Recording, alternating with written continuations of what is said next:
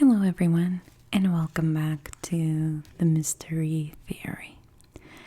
Today is another Soft Spoken Wednesday, and for the next couple of weeks, I will be out of town.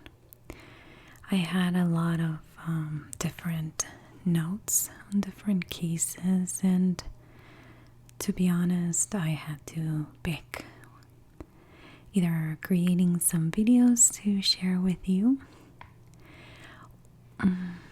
in a more raw way and sharing with you some articles that I wanted to put together as a video, or just not share any kind of content. So I decided that for the first time ever I am going to share with you more of the raw content, the articles, and the things that I found and I was hoping to share with you. And today is actually 7 baffling mysteries that have obsessed detectives, scholars, and explorers for years. Now, some of them you probably know about. They're very well-known cases, and again, that's why they made this top 7 of baffling mysteries. Now, this very first one, sickening noises, okay? This was somewhat recently. In December of 2016, a CIA officer checked into the American Embassy's health office in Havana. He was complaining of nausea, headaches, and dizziness. 2 days later, 2 more CIA officers reported similar symptoms.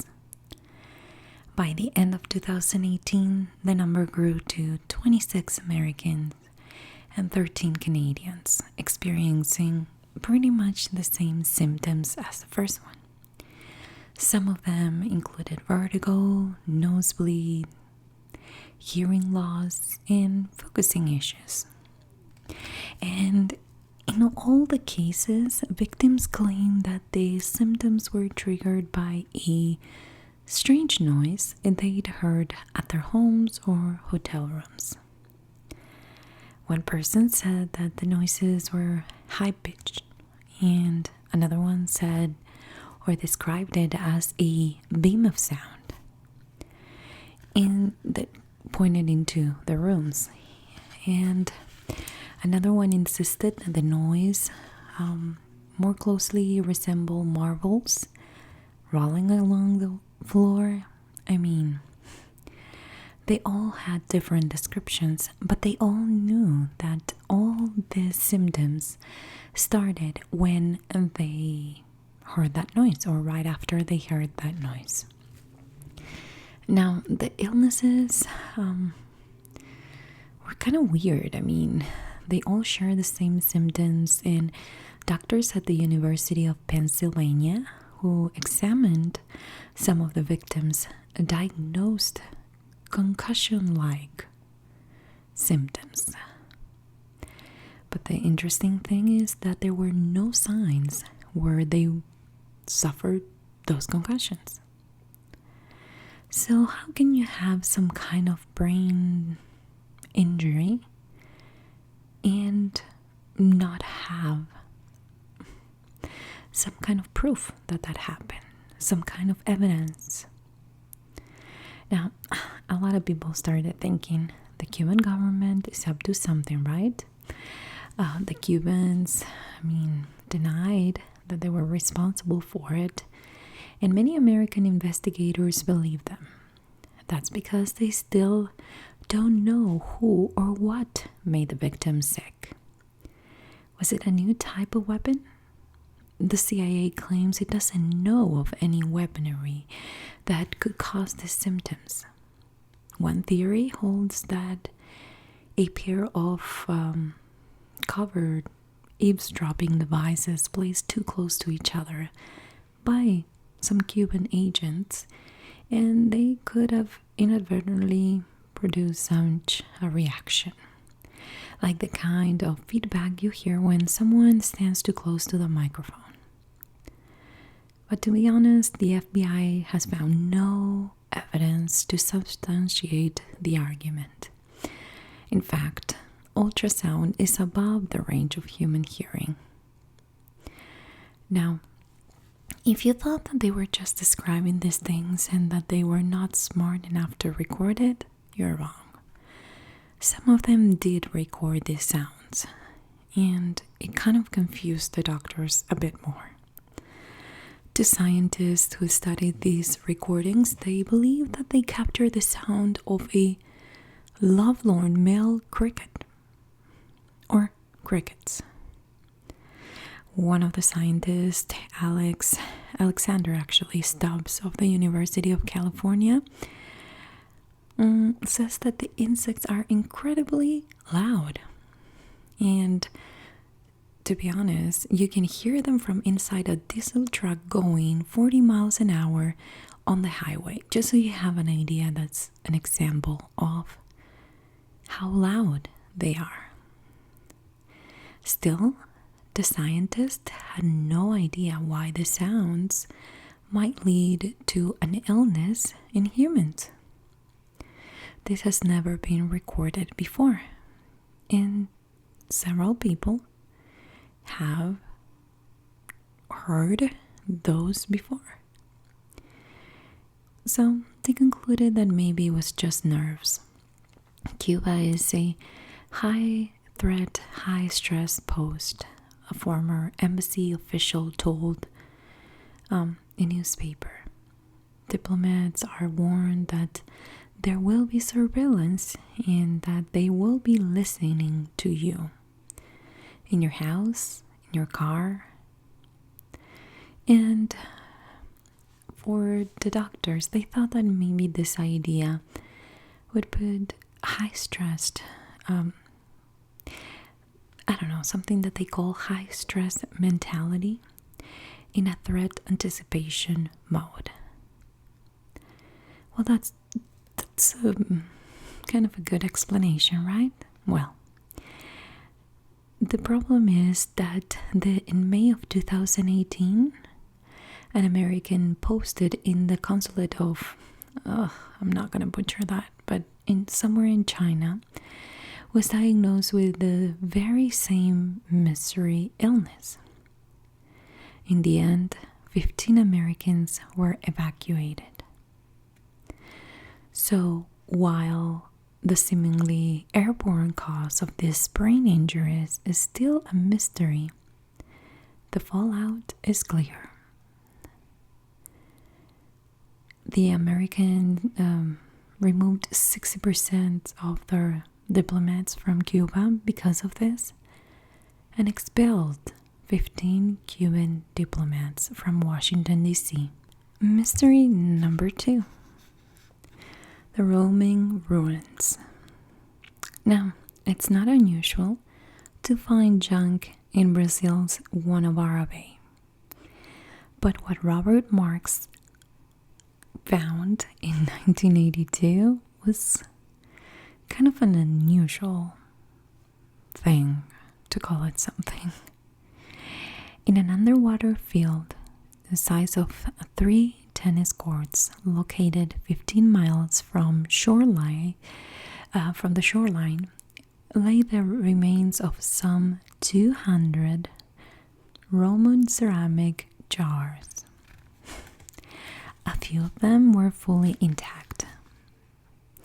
According to Marx, the guy that found them, a professional treasure hunter, by the way, these were used to transport goods such as grains and wine in the 3rd century. But how did it get there? The first Europeans didn't reach Brazil until the 1500s. The Romans, who traded primarily in the Mediterranean port cities and the Middle East, had little time, or they just didn't really want to invest in ships that could cross oceans. However, they did sail as far as India, and they suspect that perhaps some untrained navigators lost its way in a storm. Now, why is this a mystery? Because Brazil closed the Bay of Jars to further research in 1983 in an effort to deter people to keep looking. And this guy, the professional treasure hunter, Marx, claims that the government didn't want the area explored because finding Roman artifacts where, it was in such a not only interesting place, but artifacts that are so old really would mean that, contrary to Brazil's official story, the Portuguese were not the first Europeans to reach the country. And to be honest, the only way to find out if the story that they keep telling to their people is true, actually, it's resting 100 feet under the sea. And right now, untouched. Now, the next one, it's about twin reincarnations. This is something very controversial, but I'm going to tell you the story because it really is intriguing to me anyways. Identical twins, I'm going to call her Gillian, and Jennifer Pollock, were born on October 4th, 1958. Now this family had to go through a tragedy recently because on a Sunday morning in May of 1957, their older sisters, Jacqueline, who was 6 at the time, and Joanna, who was 11, had been struck and killed by a car. They were going to their church in the small English parish of Hexham. When the twins arrived 17 months later, the parents were grieving the loss of their daughters. And even though there was some things that were interesting as they were growing up, when the girls started talking, they would ask for the same toys that their sisters played with. Now, these toys, they didn't even know that they existed. But you wonder, maybe they were around, maybe they saw them in different rooms. Well, the thing is that when the girls died, the parents stored all those toys away. And little girls could have never seen them before. Now, before the girls turned 1, they left Hexham. The story that they lived in that town was really too hard for the parents. But less than a year, the girls were less than a year, so didn't even know that they were moving. But then when they were brought back to visit some family in the area, the girls were 4 years old. And something that the parents noticed is that they started pointing to different locations that were meaningful to their older sisters that they never met. And they've never seen, or at least they were babies when they saw them. Now, one of the places that they pointed at and almost kind of asking to go was the school that the girls attended, their older sisters attended. And there were several playgrounds, but the girls only wanted to go to a particular one. Something even more chilling were the twins' apparent quote-unquote memories of the deaths of the sisters. Up until the age of 5, each suffered recurring nightmares of being run over by a car. These nightmares sometimes evolved into daytime terrors. They would scream, "The car, it's coming for us." The twins would shriek at the mere sound of a car engine firing it up in a small alleyway. Florence, which was their mom, she was a reincarnation skeptic and couldn't think of any rational explanation for how the twins had come to act out their sisters.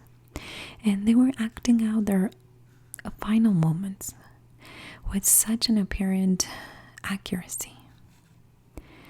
One of them would say, "The blood's coming out of your eyes." And one of the girls would cradle the other one in her arms. John, who was the father, and Florence looked in horror as one of the girls said, "It's where the car hit you." In 1963, Ian Stevenson, an expert of reincarnation at the University of Virginia, began to study the Pollock sisters.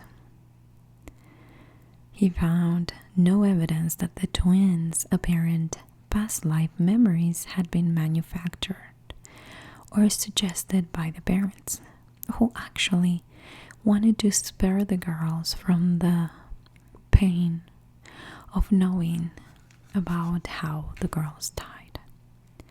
So this expert concluded that it was virtually impossible not to believe they were living proof of reincarnation.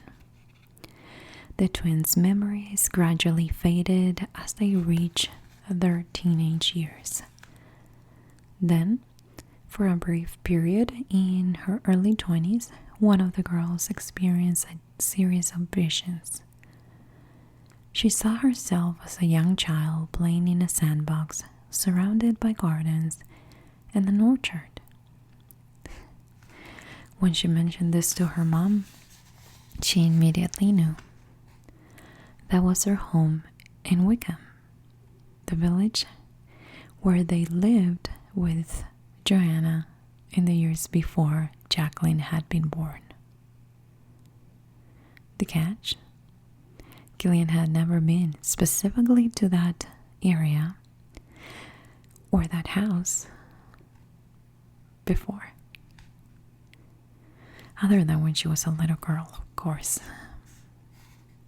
But she couldn't have been old enough and play in that specific sandbox. Well, the next story is a mass murder, honestly, and it's kind of a very well-known one. And people call it Missing on a Mountain. On January 23rd, 1959, 9 college students and their tour guide, Igor Dilatov, set out on what was to be a 21-day hiking excursion through the Ural Mountains. On February 2nd, the group was skiing in the Mount Otorden, and by the way, the English translation is Mount, don't go there. On February 12th, when the group was scheduled to return home, only one student, a 21-year-old, Yuri Yudin, had arrived, and he had left the group early, according to him, because he was sick. When none of the others came home, a search party was organized with the searchers found would haunt them. On February 26, they discovered the hiker's tent. It had been sliced open from the inside. There were multiple pairs of snowy footprints, some made with bare feet, and they were leading away from it. The bodies of the first two hikers were found wearing only underwear beneath a tall cedar tree, the flesh on their hands raw and pulpy from attempting to scramble up the trunk. The next two were found 1 day later, and another hiker 6 days later, all showing signs of hypothermia. One had a fractured skull. It wasn't until the spring thaw began, which was in May, that the remaining 4 bodies were discovered under 13 feet of snow. 3 had clearly died of severe internal injuries, consistent with a tremendous physical impact comparable to a car crash. This included some skull and rib fractures. Yet none bore visible external injuries. So they had all those internal injuries, but nothing outside. It was as if deadly force had crushed them without having actually touched them. They had all apparently died on the 11th day of their trip, February 2nd, the last day on which any of them had written in their journals. The investigation continued, and in late May, it took a shocking turn. Some of the hikers' clothing tested positive for radioactivity. On May 28, 1959, 1 day after the Soviet military got wind of the results of radiation testing, the investigation was summarily closed. The official conclusion: the hikers had met with an unnamed, overwhelming force.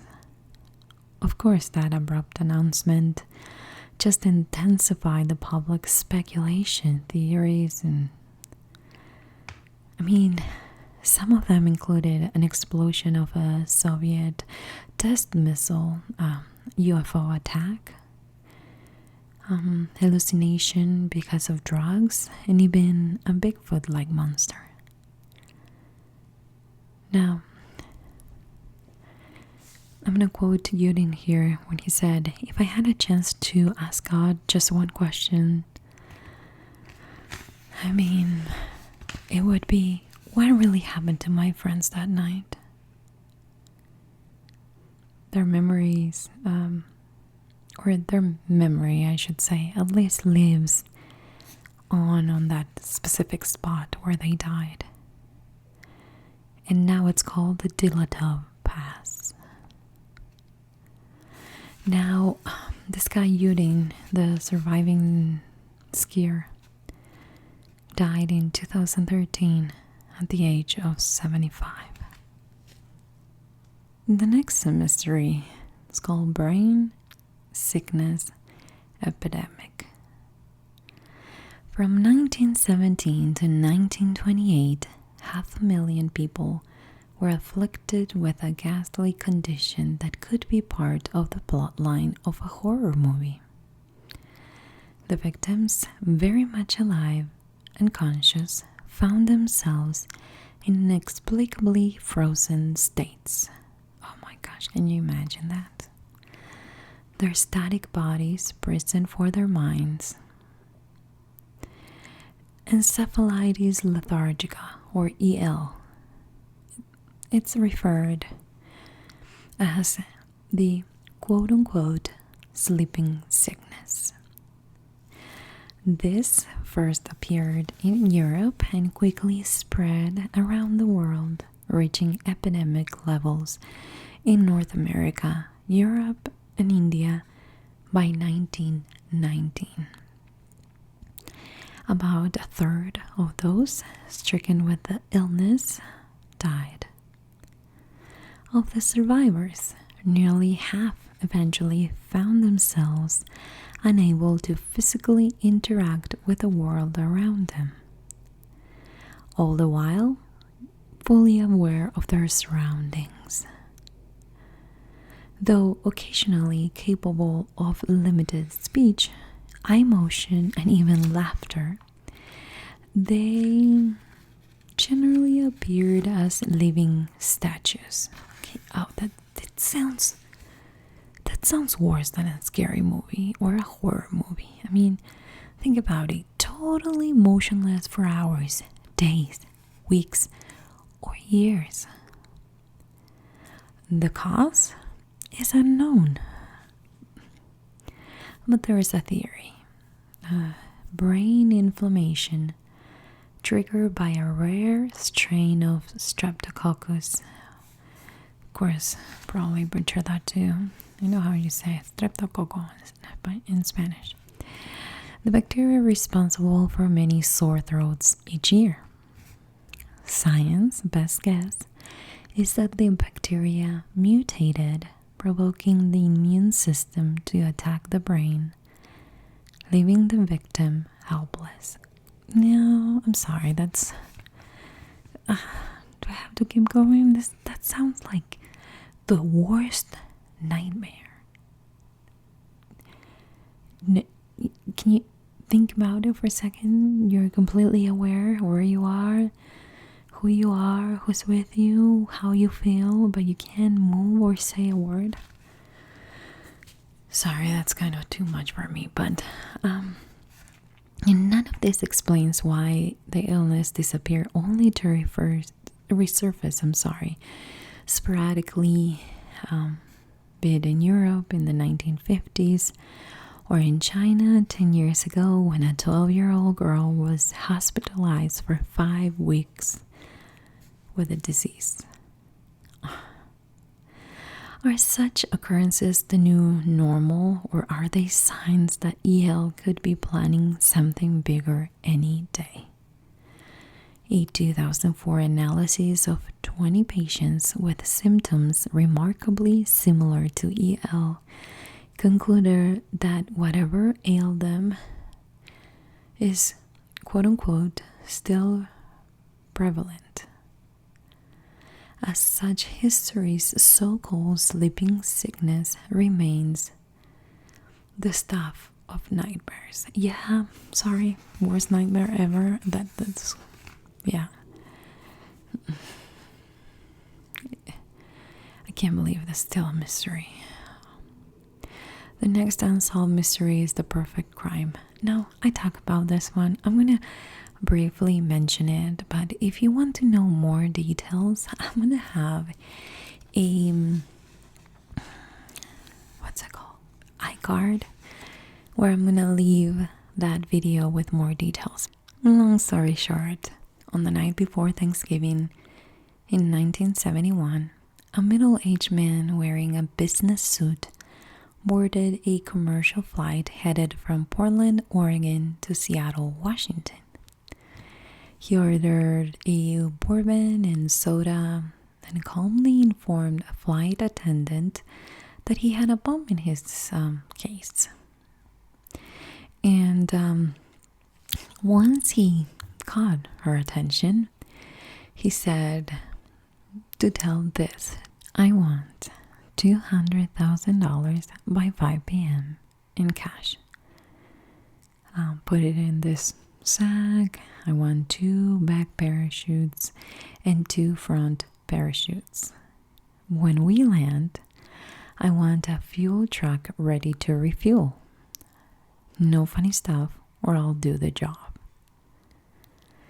His boarding pass read Dan Cooper, But thanks to communication error, the newspaper identified this guy as D.B. Cooper. Over the next 2 hours, D.B. Cooper never took off his dark glasses. He had another bourbon and waited patiently while the plane circled around. Some of the people in the plane said that he seemed rather nice. On the ground, authorities scrambled to assemble the cash, parachutes, and fuel truck, while the 36 passengers on board were led to believe the delay was entirely routine. Upon landing in Seattle and receiving the bag full of $20 bills and 4 parachutes, Cooper released the passengers and all but 4 of the crew. He demanded to be flown on to Mexico City, but first he had one final instruction. He was to be left alone in the cabin. Now, as the plane took off at about 7:40 p.m., the 4-person crew huddled in the cockpit. Per Cooper, the plane flew below 10,000 feet at a speed slower than 200 knots. Too low and slow for military jets to follow closely. Just 20 minutes later, a warning light flashed indicating that the rear door had been opened and its staircase deployed. When the plane landed in Reno, Nevada for refueling, the cabin was empty. Cooper had taken his sack and parachuted off into the night. Not a single witness saw him jump. He was never seen again. The ransom money, identifiable through serial numbers because they did take pictures, they were never used. I mean, did Cooper plummet to his death? Did he survive only to somehow lose the bags? Or had the money been merely an afterthought, more of a means of spinning a story for the newspapers and for history, for that matter? The FBI spent the next 9 years trying to find the answers. Then in 1980, a boy camping in rural Washington discovered 3 wads of cash along the banks of the Columbia River, which the FBI later identified as a portion of the ransom. But the trail remains cold, even now, in 2019. In 2018, a man named Carl Lauren presented the FBI with an audio tape of his deceased friend Walter Rica confessing to be D.B. Cooper. Around the same time, a documentary filmmaker, Thomas Goldberg, was building a case that Cooper was actually 74 years old, Robert Rackstraw. Rackstraw was a former Special Forces paratrooper with 22 different aliases and had been a person of interest early on, but he was cleared in 1979. Colbert based his claim in part on a letter Cooper allegedly sent to the Washington Post that included the number 717171. In Vietnam, Rackstraw was in the 371st Regiment, or 371s. Neither of those stories was enough to convince the FBI, which is why the case of D.B. Cooper remains the only unsolved skyjacking in the history of American aviation. Now, this very last unsolved mystery is the sudden extinction. In March of 1590, John White finally left England on a rescue mission to Roanoke Colony. this is another case that I've been doing a little bit more in-depth investigation and research. The first permanent English settlement in North America. White was Roanoke's governor, but he had been away gathering food and supplies to bring back to the struggling colony almost since its founding in 1587. The fate of Roanoke's residents had weighed heavily on his mind, and for good reason. Among those he'd left on the island, part of what is now North Carolina's Outer Banks, were his wife, his daughter, and his infant granddaughter, who was the first English child born in the New World. White returned to Roanoke on August 18, 1590, and found nothing. The entire settlement was abandoned, its homes and battlements dismantled. It was as if the entire colony of 115 had vanished. The only hint of Roanoke's fate was the word